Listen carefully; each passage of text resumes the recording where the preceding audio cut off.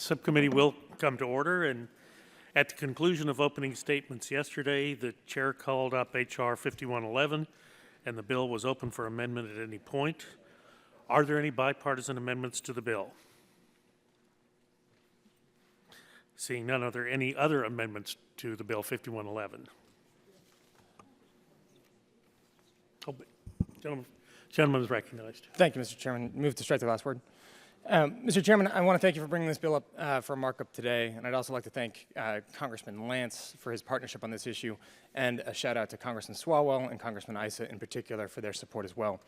I think it's fair to say that many of us in the committee room this morning have looked at consumer review prior to purchasing a product or a service.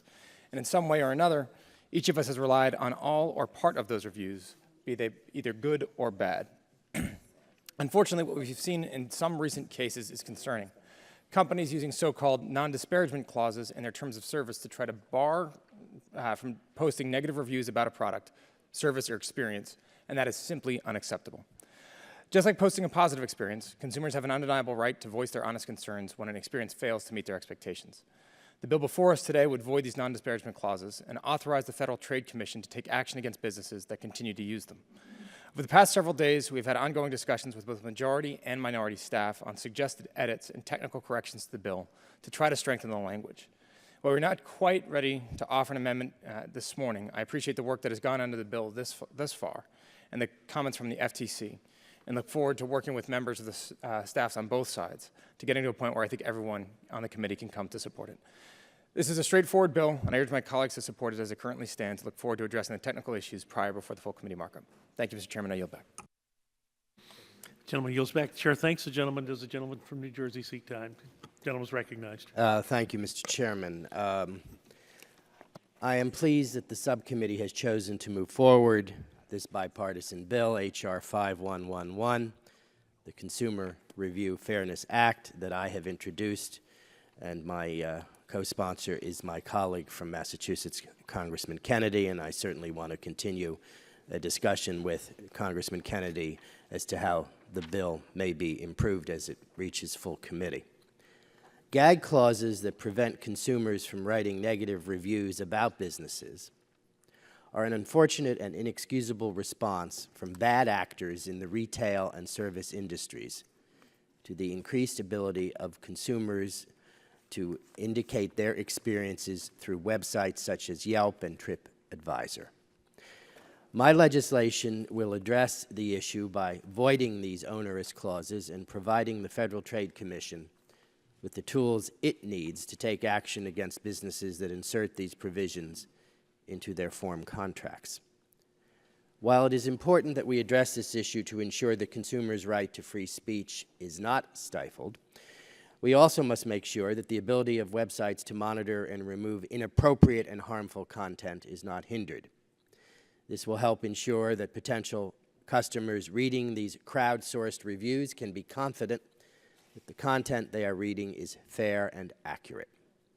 I look forward to discussing our work on this important bill as it moves through the committee. And, Mr. Chairman, again, let me thank you for posting this bill, and I yield back the balance of my time.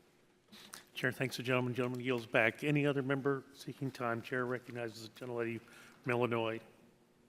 Or for what purpose is the gentlelady from Illinois? To strike the last word, please. Gentlelady is recognized for 5 minutes. Thank you. The Consumer Review Fairness Act, I just wanted to mention, has the distinction of being the first bill marked up in the subcommittee since last July. Our last CMT markup was July 23rd, 2015. I am very supportive of the amendment, the idea behind the Consumer Review Fairness Act, protecting consumers' ability to provide honest review of goods and services. It's absolutely ridiculous to me that a company would use a line in their term of service to punish consumers when they want to air complaints about poor service or a bad product. They could actually go after some honest critic because they violated the contract, you know, and you say you agree. I know the old saying, my mother said it, if you don't have something nice to say, say nothing at all. But actually, I appreciate the fact that if there is a bad Yelp restaurant review, I would like to know about that before I spend my good money at that restaurant. I might decide otherwise, but at least I would know. Consumers should be able to voice their criticisms, and allowing these reviews can help other consumers make more informed choices. This bill would stop so-called non-disparagement clauses in form contracts that should not exist in the first place. I applaud Representatives Lance and Kennedy for their work to protect consumer speech. I understand the Federal Trade Commission has some suggestions to improve the bill. I support moving the bill forward, and I hope we can work through those comments between now and then in the full committee markup. This is a very sensible proposal. I yield back. Chair thanks the gentlelady. Gentlelady yields back. Any other members seeking recognition? If not, the question now occurs on forwarding H.R. 5111, the Consumer Review Fairness Act, to the full committee. All those in favor say aye. Aye. All those opposed, no. The ayes appear to have it. The ayes have it. The bill is favorably forwarded. The chair calls up H.R. 5092 and asks the clerk to report. H.R. 5092, to make exclusive the authority of the federal government to regulate the labeling of products made in the United States and introduced in interstate or foreign commerce and for other purposes. Without objection, the first reading of the bill is dispensed with, and the bill is open for amendment at any point. So ordered. Are there bipartisan amendments to the bill? Are there other amendments to the bill? Mr. Chairman. The chair recognizes the gentleman from, or for what purpose does the gentleman from Massachusetts seek recognition? Thank you, Mr. Chairman. I have an amendment at the desk. It's labeled Preempt 01. The gentleman is recognized for 5 minutes on this amendment. Thank you, Mr. Chairman. At the outset, I'd like to say that I intend to offer and withdraw this amendment. It's my understanding that the sponsors of this bill are committed to getting to a point where we can have a strong bipartisan support for this amendment in this committee. I sincerely appreciate that and look forward to working with members and staff to get to that point. This is an issue that my office has been working on for several months now. Made in America manufacturing is something that we all appreciate. It creates American jobs, represents American ingenuity, and strengthens the American economy. Currently, the Federal Trade Commission defines made in America manufacturing as, quote, all or virtually all, end quote, of the product that has been made in America. According to their guidelines, this means that, quote, significant parts, processing, and labor that go into the product must be of U.S. origin. However, there's no limitation on states creating their own definition of made in the USA, so long as it's not just in direct conflict with the FTC standard. To date, only California has enacted a Made in the USA standard, requiring certain percentages of the entirety of the product be manufactured in America. While the California standard does not directly conflict with the FTC, it is entirely possible for a product to meet one standard and not meet the other, or vice versa. It really just comes down to the product, where its parts are manufactured, and how vital any piece that cannot be made in America is to the overall product. Difficulties in trying to comply with both of these standards is something that I've heard directly from manufacturers in Massachusetts. And while I'm sympathetic to the business community's concerns about wanting to meet a singular, uniform national standard, I'm very concerned with the bill before us as is currently written. The Reinforcing American-Made Products Act is a complete preemption of any state laws relating to Made in USA manufacturing claims. Though this accomplishes the goal of creating a singular national standard for Made in the USA, it also completely negates any state laws protecting consumers. California law includes important consumer protection provisions that provide both state remedies and private rights of action. The bill we are debating today wipes those off the map. The amendment that I have drafted balances both the business and consumer protection interests. First, it would establish the FCC's authority to set a singular national standard of Made in America manufacturing. Second, it would keep state authority and common law consumer protection provisions so long as the state standard matches the FTC standard. Finally, it would allow for state attorneys general to enforce the FTC standard. In my conversations with interested parties on this issue, it has been my understanding that the sole purpose of this legislation is to create one standard for Made in the USA manufacturing with which businesses need to comply. This Made in the USA label affixed to products is a valuable tool and a mark of distinction. Businesses meeting the high standard of Made in the USA deserve to proudly display that label on their products. I believe my amendment strikes the appropriate balance between the interests. As I mentioned earlier, I seek to withdraw this amendment at this time. I look forward to working with my colleagues in the coming days and weeks to work to find a bipartisan common ground. And I want to thank, in particular, Mr. Harper for his work and his staff's work with me on this issue, and look forward to continuing to work with him. I yield back. Does the gentleman seek unanimous consent to withdraw his amendment? Yes, I do. Thank you, Chairman. Without objection, so ordered. Are there any other amendments to the bill? Can we make comments on that? Let me recognize the gentleman from Mississippi first. For what purpose does the gentleman seek recognition? I move to strike last word. The gentleman's recognized for 5 minutes. Thank you, Mr. Chairman, and thank Congressman Kennedy. And I understand there have been some suggested changes from the FTC and other sources that we're interested in examining. And we're still trying to work with all parties to understand the full impact of those changes.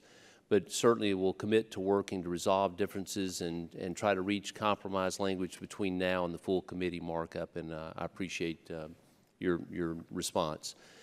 Mr. Chairman, speaking in support of H.R. 5092, Reinforcing American-Made Products Act, this legislation preempts state laws dealing with the extent to which companies objectively market products as being made domestically, such as the use of the Made in the USA labels.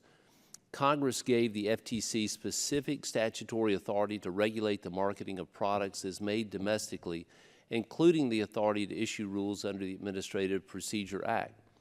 The FTC uses a qualitative test based on factors such as whether the product was substantially transformed last in the U.S., the proportion of U.S. manufacturing costs, and the remoteness of foreign content to determine whether it meets the Made in America standard. California, however, is the only state with a separate law governing claims that products are made domestically. The California law requires 95% or 90% if it can be shown that domestic sources are unavailable of a product's wholesale value to be attributable to American sources. The result is that companies can readily comply with the FTC's more realistic standard in 49 states, but in order to sell or market in California, the state's more stringent, bright-line standard must be met. While California's standard is well-intended, in practice, it is a welcome mat for many frivolous lawsuits, and it interrupts interstate commerce. Getting this right is important because the ability to label products as having been made in the U.S. is valuable to consumers and our domestic economy. You know, we have considered other potential options that would further enhance enforcement of a single national standard, and I want to be responsive to the FTC's and others' calls for more cops on the beat to police Made in the USA labeling. However, this version of the legislation has already passed the Senate Commerce Committee by voice vote. According to polls, nearly 80% of Americans would rather buy products made domestically, and over 60% would be willing to pay a higher price for products made in the U.S. We should provide more consistency and clarity for American manufacturers, businesses, and consumers with a single national standard. As we heard from the FTC chairwoman at our legislative hearing, the FTC's Made in America standard is robust and adequately protects consumers. Moreover, the FTC standard is based on consumer understanding, which matters most because the purpose of the label is meant to inform rather than to confuse consumers. American-made goods help us to keep jobs here at home, strengthen the economy, and keep America more competitive. Manufacturers who are working hard and contributing to local economies across the country, including the National Association of Manufacturers, support this legislation because of the opportunities it creates to boost the manufacturing sector by confidently investing resources to manufacture and market products as American-made. By establishing this one Made in America label standard, this will strengthen those manufacturing jobs and the U.S. economy. Nearly all states except for one follow the FTC's Made in the USA labeling standard. The further growth and success of the manufacturing sector starts with ensuring that U.S. manufacturers don't face overly burdensome regulations at home and feel forced to ship jobs overseas. By having a separate, more complex and burdensome state standard, it complicates the work of manufacturers across the country who are doing their part to contribute to the local economies. This is common sense legislation that I believe eliminates unnecessary and costly hardships on our manufacturer and urge its passage. With that, I yield back. The gentleman yields back. The chair thanks the gentleman. For what purposes, gentlelady from Illinois seek recognition. To strike the last word. Gentlelady is recognized for 5 minutes.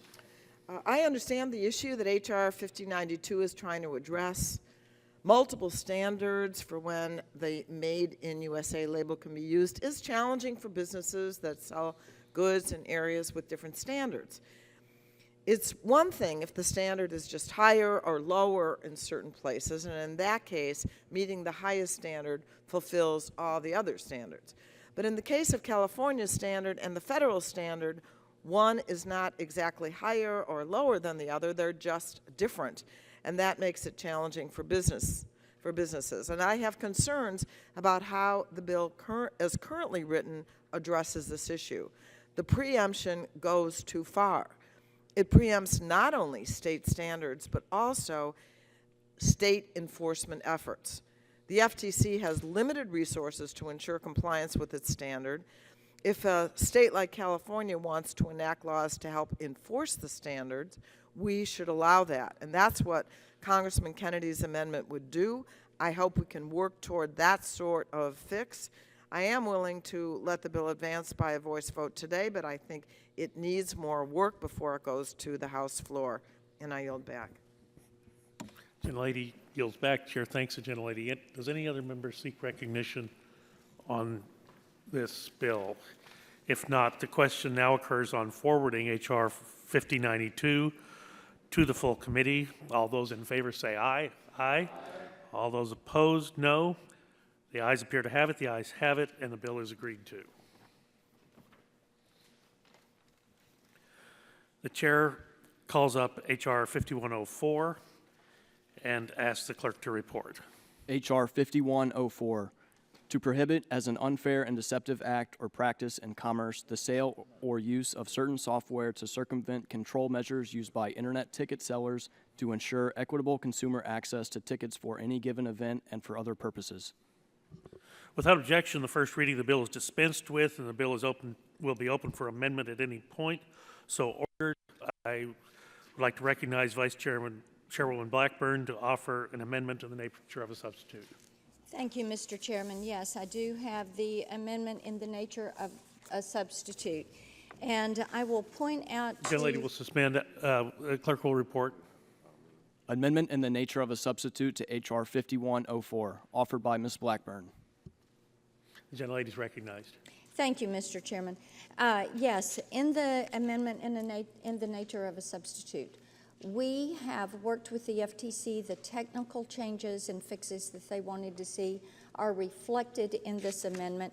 You will also notice that from the original bill, Section 3, with the civil right of action, is removed, and working with the FTC and those involved there is on page 4, beginning at line 10, authorization, which will allow the state attorney general to work toward addressing the violations. We see this as a product of a good product coming from good collaborations, and look forward to being able to move forward with legislation that will prohibit the sale of tickets obtained by anyone in violation of the provisions, and also provide the ability for entertainers and the companies to be able to work against these bots and the software, the scalping software, which leads to fans not having the opportunity to buy tickets for the events that they are seeking to buy the tickets for. So I thank everyone for the work they have done, and I yield back my time. Chair thanks the gentlelady. Gentlelady yields back. Does the gentleman from New Jersey seek recognition? For mine, then? Yeah. What did you do with that? It's wasted. Do we?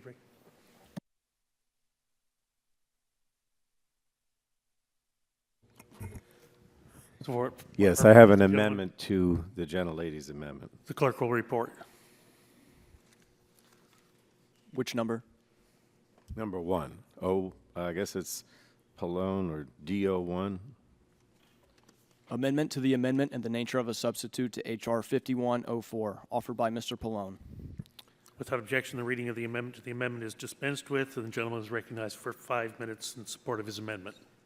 Thank you, Mr. Chairman. I support H.R. 501 for the BOTS Act as amended by the amendment in the nature of a substitute. The BOTS Act would give the FTC much-needed authority to address consumer harms in the ticket buying marketplace. The amount of live event tickets set aside for the average consumer can be extremely low, and the rampant use of bots by certain brokers has compounded the problem.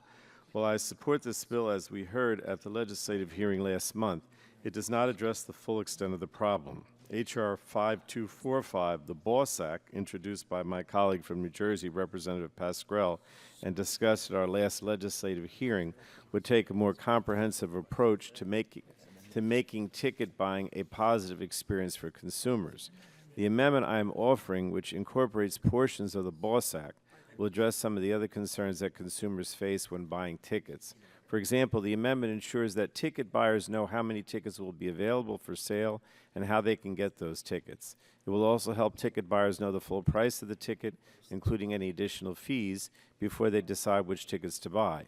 And it would prevent scalpers from selling tickets before those tickets are sold to the public. The use of bots is a serious problem in the ticket buying marketplace, but it's just one piece of the puzzle. This amendment goes further to help consumers by increasing fairness and transparency in ticket sales. It's essentially a right to know provision. So I urge my colleagues to support this amendment, and I yield back. Gentleman yields back. The chair thanks the gentleman. Are there any members wishing to speak on the amendment in the nature of a substitute? Chair, for what purpose the gentlelady from Tennessee seek recognition? Strike the last word. Gentlelady is recognized for 5 minutes. Thank you, Mr. Chairman. I think it's important for the committee to know that the states of California, Florida, Minnesota, Texas, Tennessee, Maryland, Missouri, New Jersey, Massachusetts, Illinois, and Michigan have all considered legislation to mandate inventory disclosures. None of them, not one of them, has chosen to adopt it, and neither has any other state, because it ends up not helping the fans, it helps the scalpers. And what this would do is to allow the scalpers to know what those inventory disclosures are. And it would require disclosure of information that would not be of any use to the average fan, because even if they were aware of it, they wouldn't have any context in which to consider it. Now, professional scalpers monitor how many tickets were on StubHub the last time an artist was in town, how the tour performed in other cities, how many secondary market tickets, and how much they cost the last time a certain team was in a playoff. Casual fans don't monitor that. So the inventory disclosures would help the scalpers do a better job. I think also we have to realize that this amendment that we're looking at won't do anything to make a single ticket available to a single additional person.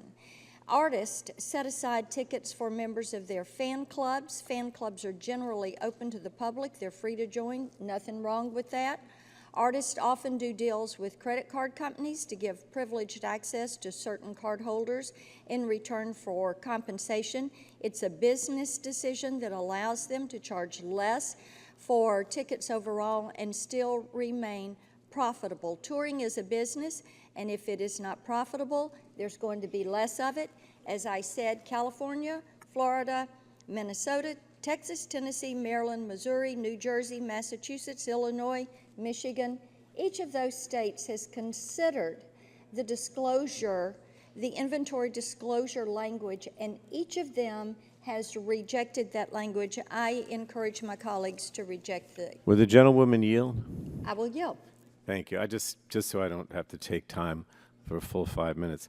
I mean, I just disagree with her. I mean, I think that it's quite clear that these are essentially right-to-know provisions. Every consumer group that I'm aware of has said that they would like to see these provisions, and all they would essentially do is make the artists or the ticket master, whoever. Reclaiming my time, Sure. if I may. It isn't right to know in the regard that you're helping the fans, because this is not information that a casual fan, a regular fan, would have a context for using. What this does is to help the scalpers to do a better job. That is one of the things that we are seeking to stop. So I would submit your language of saying it's right to know. What we have to realize is who does it benefit. And from those that I have talked with in the live entertainment marketplace, they feel this information would be more beneficial to the scalper than it would to the fan. And I'll be happy to yield back to the gentleman if he would. Well, I guess I'm just saying there's a fundamental disagreement here. I mean, when you talk about any kind of right to know provision, of course, it empowers everyone to try to take that information and use it for their own benefit. So, you may say that some people won't be able to figure this out, and that may be, but my experience with any kind of transparency or right to know legislation is that ultimately somehow the consumer or the good guys do figure it out. So I just disagree. I'm not, I don't think we're ever going to be able to agree on this, because I think ultimately, from my view, if that information is available, then it does give people the power to figure it out. But again, I don't want to keep going back and forth, because I think we've both said what we need to say. Will the Thanks. gentlelady from Tennessee yield to me Yes, for the remaining I will yield. few seconds? I yield the I just remaining think time. inserting tangential provisions in the bill that do not have broad support distracts us from the anti-consumer issues at hand. I thank the gentlelady from Tennessee for bringing this issue to the committee and pushing the bill forward and thoughtfully offering her amendment to the bill. I just think the additional disclosure requirements added in this amendment will do no more to protect consumers against the use of ticket bots, and does dive deep into the business practices of legitimate ticket sellers. I yield back to the gentlelady from Tennessee, whose time has expired. Is there any other member seeking recognition? For what purpose is the gentlelady from Illinois seeking Just recognition? strike the last word. Gentlelady is recognized for 5 minutes. So the Bots Act addresses a real problem in the ticket marketplace, but I do think that there's more that we could do to help consumers in the ticket marketplace. Not only are tickets scooped up by bots, a significant share of seats are held back for the artists, fan clubs, promotions, and other special groups. There's little transparency today about what is actually being put up for general sale. And when you buy a ticket online, the first price you see is often not the price you end up paying. Service and convenience charges can and certainly have surprised me as a consumer, adding several dollars to the end price. So Congressman Pascrell introduced a bill, the BOSS Act, part of which is is in the Pallone Amendment to create more transparency in the ticket market. And unfortunately, the BOSS Act was excluded from today's agenda. Consumer groups actually are saying that this would not help scalpers, that it would help consumers, this kind of transparency. And Ranking Member Pallone's amendment would include transparency on the price and availability of tickets in the BOSS Act, creating a better overall environment for ticket buyers. That's what consumer groups are saying. I assume they understand our own self-interest as consumers, and so I support the Pallone amendment, and I yield back. Gentlelady yields back. Chair thanks the gentlelady. Is there any other member seeking recognition on the Pallone amendment to the amendment in the nature of a substitute? Seeing none, the question now occurs on the Pallone amendment to the amendment in the nature of a substitute. Those in favor will respond by saying aye. Aye. Those opposed will respond by saying no. No. Depending on the chair, the noes have it. And the amendment is not agreed to. Mr. Chairman, I have a second amendment. For what purpose does the gentleman seek recognition? To move a second amendment to the gentlelady's amendment. The clerk will report the amendment to the amendment. Amendment to the amendment in the nature of a substitute to H.R. 5104, offered by Mr. Pallone. Without objection, the reading of the amendment to the amendment is dispensed with, and the gentleman is recognized for 5 minutes in support of the amendment. Thank you, Mr. Chairman. As I said, I support the purpose of the BOTS Act, but I do not think it goes far enough. Consumers are being taken advantage of by a dysfunctional ticket market. The New York Attorney General issued a report about the problems consumers face when buying tickets to live events. While the report did say that circumvention software was a problem, the report also noted a number of other problems, including that the majority of tickets for popular concerts are not made available to the general public, to ticket vendors and venues charging high fees for unclear purposes, and unfairness in the secondary or retail or resale ticket market. So the BOTS Act does not address any of these other issues, and yet the BOSS Act is not being considered today, and my amendment to try to address some of these problems was obviously just defeated. Since the subcommittee is not taking additional steps to help consumers, in my opinion, I'm offering an amendment that would direct the GAO to conduct a study of the ticket market to determine the current state of play. In particular, the study would determine who is buying tickets from primary sellers and how many tickets are resold later, the effect of non-transferable tickets on consumers, and the extent to which bots are actually used. Again, this amendment is a small but I think important step we can take to help protect consumers from unscrupulous ticketing practices, and I hope my colleagues will support it. I yield back. Chair thanks the gentleman. The gentleman yields back. For what purpose does the gentlelady from Tennessee seek recognition? Strike the last word. The gentlelady is recognized for 5 minutes. Thank you, Mr. Chairman. I appreciate the gentleman wanting to do a study, but I have to tell you, this is not something that the FTC has asked for. They support the BOTS Act, and I think that is what we should give them. I do think that conducting the study could be a waste of time and money for the FTC. The issues that are contemplated in the amendment were studied exhaustively by the New York Attorney General's office. It resulted in a 43-page report. The Connecticut Department of Consumer Protection also did a comprehensive study. All of these issues have been considered extensively at the state level. We do not need to revisit that. The reality is that these studies aren't primarily performed by the FTC or the state agencies. The agencies don't have access to the data or the way of gathering it. Instead, they send inquiries to the ticketing companies, which require them to spend time and money gathering all kinds of proprietary information, which they have to organize and send to the agency in question. The ticket industry has already done this in the states. The FTC has not asked for the authority, and I would encourage my colleagues to not support the gentleman's. Would the gentlewoman yield? I'll be happy to yield to Mr. Pallone. Thank you. Again, I don't think I'm going to win this one, but I must say, look, first of all, what I'm asking for with this GAO study is much broader than the FTC, and so I don't think it's important that the FTC hasn't asked for it.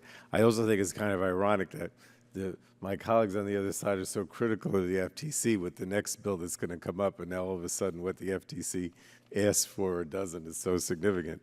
But in any case, this is much broader than the FTC, and the fact of the matter is, as the gentlelady mentioned, the New York Attorney General did see some problems, and so I think it makes sense to do a GAO study that's broader than New York and, you know, takes in the whole country. I don't see any harm with it. The gentlelady even mentioned, you know, we have this major disagreement over what's necessary in terms of protecting consumers. So when you have that kind of disagreement, I think it makes sense to have some neutral party actually look into the problem. But I don't expect to convince my colleague. Thank you for the time. I thank the gentleman for yielding back. I will just note that in the BOTS Act, we have worked with the FTC, and we have worked with them to address what is a known harm. And the BOTS Act and the corrections, the manager's amendment, actually lays this forward. And Mr. Chairman, I would like to submit the New York and the Connecticut studies for the record. We may do that.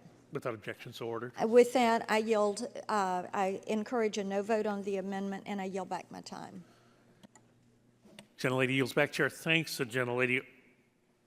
Are there any of the members, for what purpose does the gentlelady from Illinois seek recognition? To strike the last word, actually, just for a few seconds. It Gentlelady's seems that recognized for 5 minutes. Thank you, Mr. Chairman. The ticket marketplace has changed drastically in the last decade or two. We have the growth of secondary ticket markets online. Ticket sellers are experimenting with non-transferable tickets. And as this bill acknowledges, we have the issue of bots. So I think we should all welcome further examination of the ticket market. I support Ranking Member Pallone's amendment calling for a GAO study. Thank you, and I yield back. Chair thanks the gentlelady. Gentlelady yields back. Are there any other members seeking recognition on the Pallone amendment to the amendment in the nature of a substitute? If not, the question now occurs on the Pallone amendment to the amendment in the nature of a substitute. Those in favor will signify by saying aye. Aye. Those opposed, no. No. The opinion of the chair, the noes have it. The noes have it. And the amendment's not agreed to. Are there further amendments to the amendment in the nature of a substitute? Seeing none, is there further discussion of the amendment in the nature of a substitute? Seeing none, the question now occurs on the amendment in the nature of a substitute. Those who are in favor will signify by saying aye. Aye. Those opposed, no. In the opinion of the chair, the ayes have it. The amendment is adopted. Question now occurs on forwarding H.R. 5104 as amended to the full committee. Those in favor will say aye. Aye. Those opposed, no. The ayes appear to have it. The ayes have it, and the bill is agreed to.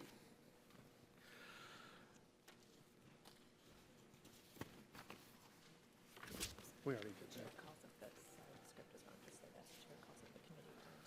The chair calls up the committee print on the FTC Processes and Transparency Reform Act of 2016 and asks the clerk to report. A discussion draft to amend the Federal Trade Commission Act to establish new requirements relating to investigations, consent orders, and reporting requirements, and for other purposes. Without objection, the first reading of the committee print is dispensed with, and the committee print is open for amendment at any point, so ordered. Are there bipartisan amendments to the committee print? For what purpose does the gentleman from North Carolina seek recognition? I have an amendment at the desk, Mr. Chairman, and I'm praying that it will be bipartisan. Will the gentleman suspend for 1 moment? Yes, sir. I beg your pardon. Let me call up the amendment in the nature of a substitute to the committee print. Clerk will report. Amendment in the nature of a substitute to the discussion draft offered by Mr. Burgess. The reading is dispensed with, and the amendment to the committee print in the nature of a substitute is open for amendment at any point. Are there any bipartisan amendments to the committee print? For what purpose does the gentleman from North Carolina seek recognition? I have an amendment at the desk, Mr. Chairman, and I think it may be pretty close to bipartisan. Yes. The clerk will report the pretty close to bipartisan amendment. Amendment to the amendment in the nature of a substitute to the discussion draft offered by Mr. Butterfield. Without objection, the reading of the pretty near bipartisan amendment to the committee print in the nature of a substitute is dispensed with, and the gentleman from North Carolina is recognized for 5 minutes to support Thank this you. amendment. Thank you, Mr. Chairman. I've never say anything is absolute until I know it's absolute, and I'm not sure about that. But anyway, I just want to say, Mr. Chairman, that I find it a little odd that Section 6A of the majority's bill would prohibit the FTC from publishing a recommendation for legislative or regulatory action unless they first provide an economic analysis related to that recommendation. And so the reason I find this section a little odd is that as a member of this subcommittee and of the Energy and Commerce Committee, which has oversight jurisdiction over the FTC, the majority's bill in its current form would tie my hands and the hands of each of you from performing our essential oversight duties.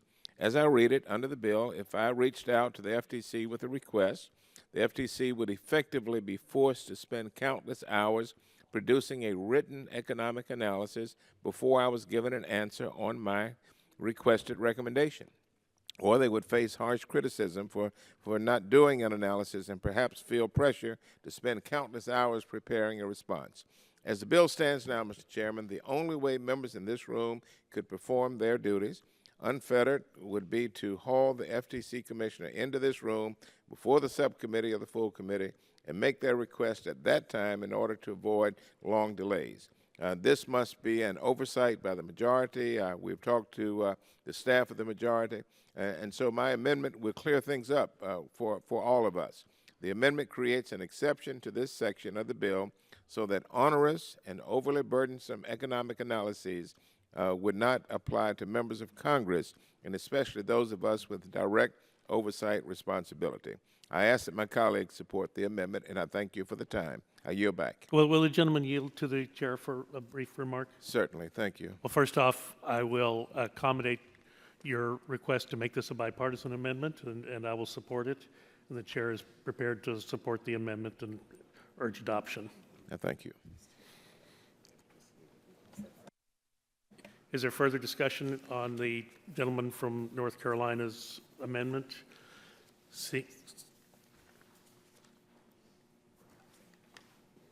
Seeing none, the vote then occurs on the gentleman's amendment to the committee print. All in favor say to the amendment in the nature of a substitute.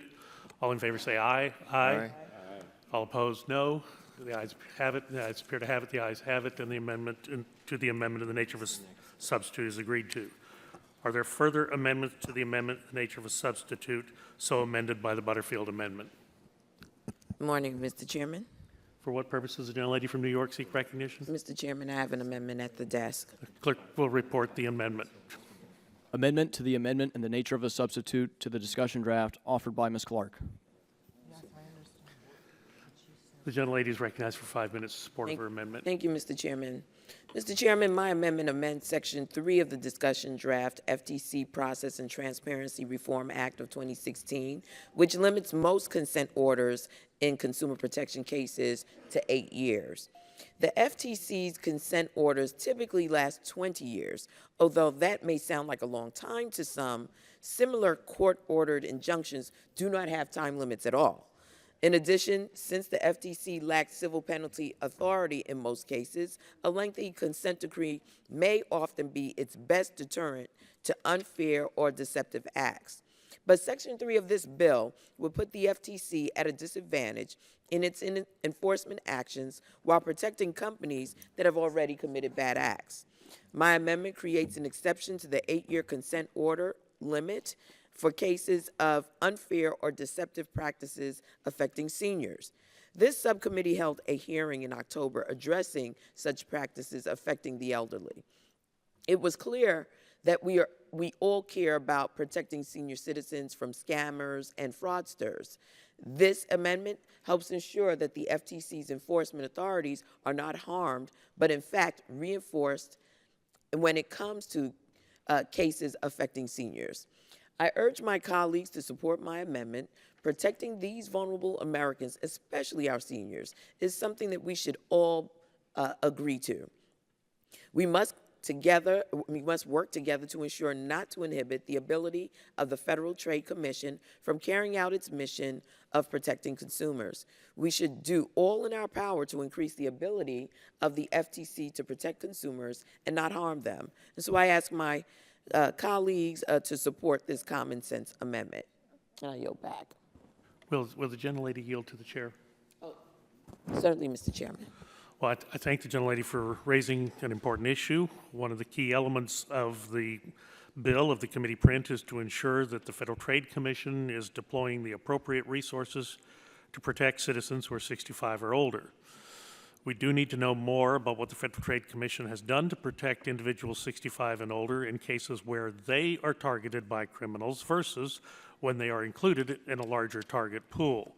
The underlying bill, I believe, will help answer these questions. Our old Americans should and do engage in the sharing economy, and they should be encouraged to do so. But I worry that we cannot use that fact to say that any time an older American is engaged in activity, that there must be extra consumer protections. And I worry that as written, this amendment would have the effect of undermining the the bill in all instances. But if the gentlelady from New York were willing to withdraw this amendment for now, I would be happy to work with her and try to find compromise language as we move this into the full committee markup.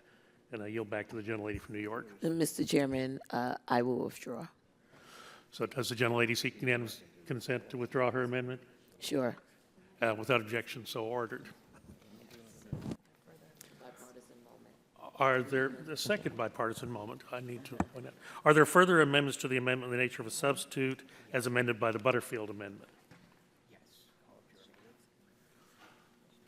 For what purpose does the gentlelady from Illinois seek recognition?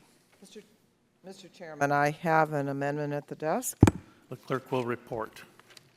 Amendment to the amendment in the nature of a substitute to the discussion draft offered by Ms. Schakowsky. Without objection, the amendment to the amendment in the nature of a substitute is, rereading is dispensed with, and the gentlelady is recognized for 5 minutes on her amendment to the amendment in the nature of a substitute. Thank you, Mr. Chairman. I believe that this bill weakens the FTC's ability to protect consumers under the guise of process reform. One of the most glaring examples is requiring the FTC to find, quote, substantial harm, unquote, when it goes after unlawful acts and practices. Section 2 of the bill calls on the FTC to weigh harms against, quote, countervailing benefits to consumers or to competition, unquote. It dismisses harm that is, quote, merely speculative, unquote, and it asks the FTC to consider whether the harm is financial, a health or safety risk, or, quote, only emotional or other more subjective harm, unquote. I find this dismissive attitude toward non-economic harm very troubling, and it could present a major impediment to action in cases where consumers' privacy or data security is at stake. My amendment would remove cases regarding privacy and data security from this callous balancing test that disadvantages non-economic harm. I want to remind members about the designer wear case that we heard about during testimony a few weeks ago, and that I mentioned again in my opening statement yesterday. In the designer wear case, rental companies were using software or computers that they rented out to consumers. This software allowed the companies to remotely track the location of the computers and also take pictures through the computer's webcams. This cyber peeping was a horrible invasion of consumers' privacy. The companies using this software could take pictures of children and adults unaware that their activities were being watched. I don't know what the financial harm to these consumers was. I'm not sure if you could prove that there was an immediate risk to their health and safety. I guess they experienced, in the words of this bill, quote, just emotional or other more subjective harm, unquote. But I think most Americans would agree with me that this is exactly the type of case where we want a strong consumer watchdog to take action. I'm glad the FTC moved to stop these companies in 2012, and I hope this subcommittee would not do anything to jeopardize relief for future consumers who end up in similar situations. I urge members to adopt, I urge my colleagues to adopt this amendment. We need to stand up for consumer privacy and data security. Not every harm needs a price tag. And I would yield back. The gentlelady yields back. Chair will recognize himself for 5 minutes to speak against the amendment. Now, I do want to point out this amendment would fundamentally alter the existing unfairness statute and accompanying case history. By removing the current unfairness standard with respect to data security or privacy, there would be no check on the FTC. The result would be no standard to guide the FTC or industry with respect to data security or privacy. The bill before us is bringing the unfairness policy statement that the FTC uses in its cases today into statute. This amendment would remove any limits on the Federal Trade Commission's authority to bring cases against any of the millions of companies under its jurisdiction if it's simply alleged a data security or privacy violation.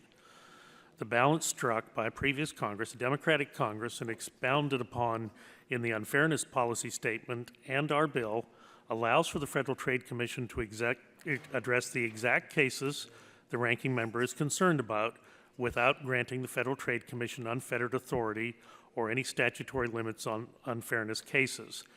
The TrendNet case was an important unfairness privacy case brought by the Federal Trade Commission in 2013 to protect consumers from being recorded in their homes. Nothing in this bill would prevent or stop the Federal Trade Commission from bringing this case.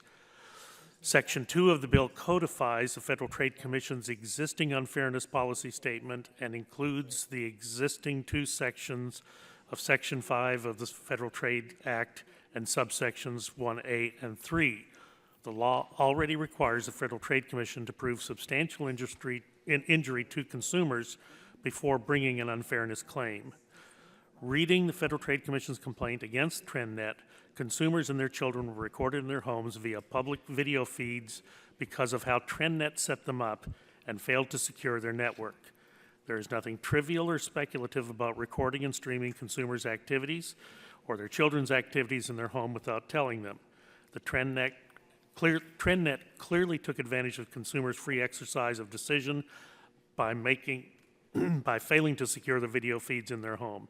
The Federal Trade Commission testified that they used their unfairness statement in the current unfairness cases, including against TrendNet, which is only further evidence that the factors included in this bill, from an unwarranted safety risk to the burden on society of recording people in their homes without their consent, clearly demonstrate that there is no change in the Federal Trade Commission's ability to bring the TrendNet case under this bill.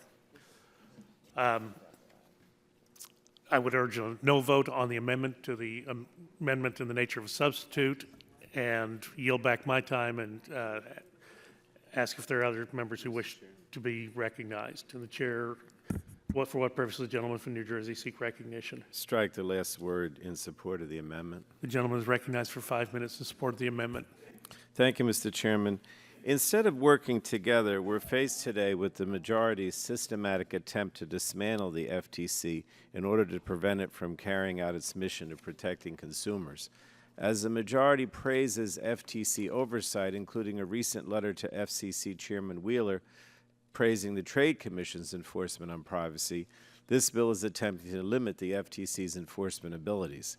The majority discourages the FTC from issuing official guidance or guidance through consent decrees and prevents the FTC from having rulemaking authority. They then bash the FTC for not giving industry an understanding on how to comply with the law, and in my opinion, you can't have it both ways. Let's be clear, the Republican process bill before us today would gut the FTC of even its limited authorities.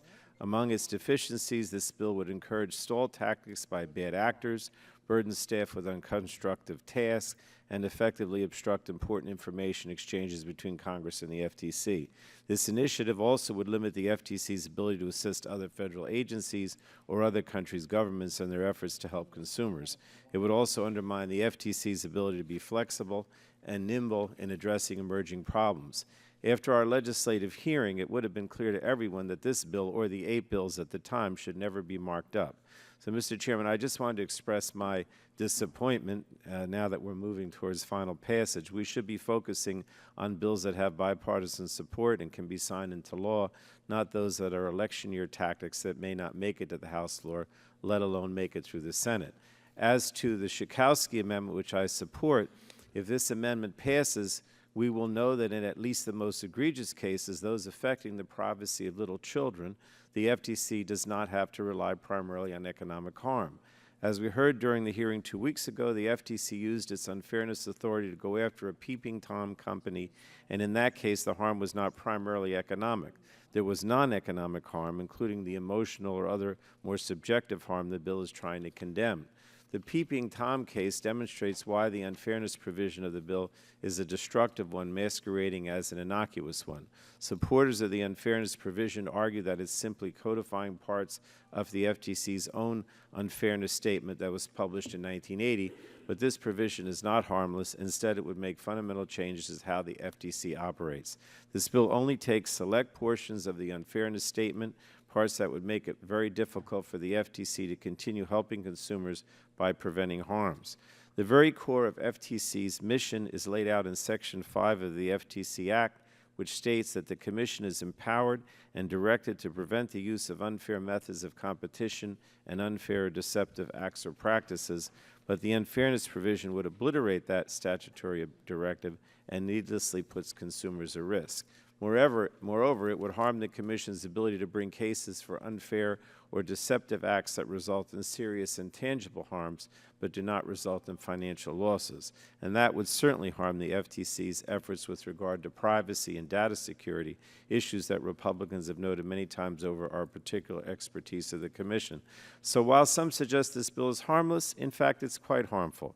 Peeping Tom cases will be harder to bring. Support the Schakowsky amendment to slightly limit this bill's efforts to gut the FTC. Do not join the authors in their efforts to take the preeminent consumer protecting agency and prevent it from protecting consumers. I yield to the gentlewoman. Thank the gentleman for yielding. Mr. Chairman, actually, the Federal Trade Commission does not agree with the interpretation that they could easily bring a case like the cyber peeping one. And David Vladeck, former head of the Consumer Protection Bureau at the FTC, now he's a Georgetown law professor, he specifically cited the designer wear case as one that could not easily be brought. So why we would want to allow for cyber peeping by the kind of language that is in this so-called process reform bill is absolutely beyond me. I think that we would want to make sure, and maybe even double sure, that that kind of case where it would be hard to prove economic harm should be able to be brought, and my amendment would do absolutely just that. I would hope that we could have such a thing as a bipartisan amendment, and I yield back. The chair thanks the gentleman from New Jersey and the gentlelady from Illinois for their observations. Is there any other member seeking recognition? If not, the question now occurs on the Schakowsky amendment to the... We would want a roll call on this and final. The question now occurs on the Schakowsky amendment to the amendment in the nature of the substitute. Clerk will call a roll. Mr. Lance. Mr. Lance votes no. Ms. Blackburn. Ms. Blackburn votes no. Mr. Harper. Mr. Harper votes no. Mr. Guthrie. Mr. Guthrie votes no. Mr. Olson. Mr. Olson votes no. Mr. Pompeo. Mr. Pompeo votes no. Mr. Kinzinger. Mr. Kinzinger votes no. Mr. Bilirakis. Mr. Bilirakis votes no. Ms. Brooks. Ms. Brooks votes no. Mr. Mullen. Protect any consumer anytime. Mr. Upton. Mr. Upton votes no. Ms. Schakowsky. Yes. Ms. Schakowsky votes aye. Ms. Clark. Aye. Ms. Clark votes aye. Mr. Kennedy. Aye. Mr. Kennedy votes aye. Mr. Cardenas. Aye. Mr. Cardenas votes aye. Mr. Rush. Aye. Mr. Rush votes aye. Mr. Butterfield. Aye. Mr. Butterfield votes aye. Mr. Welch. Mr. Welch votes aye. Mr. Pallone. Aye. Mr. Pallone votes aye. Chairman Burgess. No. Chairman Burgess votes no. How is Mr. Mullen recorded? Mr. Mullen is not recorded. Mr. Mullen votes no. How is Mr. Upton recorded? Mr. Upton is recorded as no. Are there any other members seeking to have their vote recorded? If not, the clerk will report. Mr. Chairman, on that vote, there were 8 ayes and 12 noes. 8 ayes and 12 noes. The amendment is not agreed to. Are there further amendments to the amendment in the nature of a substitute so amended by the Butterfield amendment? Seeing none, the question now occurs on the amendment in the nature of a substitute as amended. And as I understand, the gentleman wishes a roll call vote. On final, is that final? This is the final on the amendment of the nature of a substitute. We don't care. No, we're fine. All those in favor say aye. Aye. All those opposed? The ayes appear to have it. The ayes have it, and the amendment is agreed to. The question now occurs on forwarding the committee print as amended to the full committee. All those in favor say aye. Aye. Those opposed, no. The ayes appear to have it, and the ayes have it. Does the gentleman request a roll call vote? Clerk will call the roll. Mr. Lance? Mr. Lance votes aye. Ms. Blackburn? Mr. Harper? Mr. Harper votes aye. Mr. Guthrie? Mr. Guthrie votes aye. Mr. Olson? Mr. Olson votes aye. Mr. Pompeo? Mr. Pompeo votes aye. Mr. Kinzinger? Mr. Bilirakis? Mr. Bilirakis votes aye. Ms. Brooks? Ms. Brooks votes aye. Mr. Mullen? Mr. Mullen votes aye. Mr. Upton? Mr. Upton votes aye. Ms. Schakowsky? No. Ms. Schakowsky votes no. Ms. Clark? No. Ms. Clark votes no. Mr. Kennedy? Mr. Kennedy votes no. Mr. Cardenas? No. Mr. Cardenas votes no. Mr. Rush? Mr. Rush votes no. Mr. Butterfield? Mr. Butterfield votes no. Mr. Welch? Mr. Welch votes no. Mr. Pallone? No. Mr. Pallone votes no. Chairman Burgess? Aye. Chairman Burgess votes aye. How was Mr. Kinzinger recorded? Mr. Kinzinger is not recorded. Mr. Kinzinger votes aye.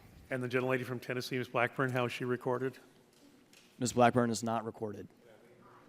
Ms. Blackburn votes aye. Are there other members wishing to be recorded? Seeing none, the clerk will report the total. Mr. Chairman, on that vote, there were 12 ayes and 8 noes. 12 ayes and 8 noes? Yes. The committee print is agreed to and forwarded to the full committee. Without objection, the staff is authorized to make technical and conforming changes to the legislation approved by the subcommittee today. So ordered. Without objection, the subcommittee stands adjourned.